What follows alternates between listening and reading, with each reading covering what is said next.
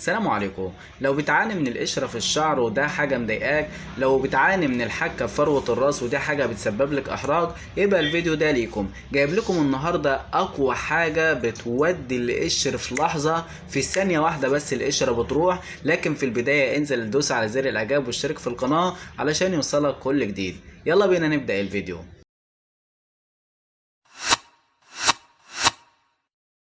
وزي ما عودتكم في اول كل فيديو، انا مش دكتور ولا صيدلي، لكن بجيب لكم حاجات ناس جربت او جابت معاها نتيجة كويسة، فبقول لكم عليها على اساس انها تجيب معاكم نتيجة كويسة. لكن ما تستخدمش اي حاجة غير لما ترجع للدكتور او الصيدلي، لان هم اكتر اتنين هيقولوا لك الحاجة دي تنفع معاك ولا لا. النهاردة بقى جايب لكم حاجة اسمها دانديفيرا شامبو.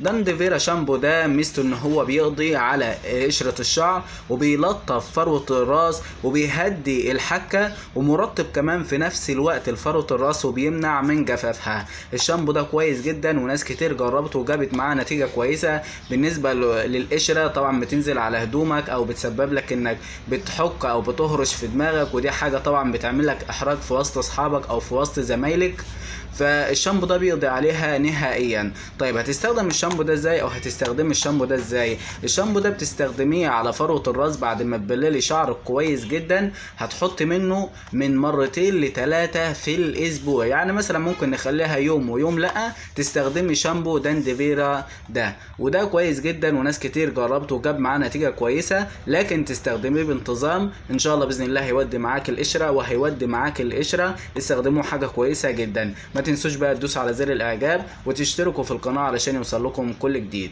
سلام عليكم.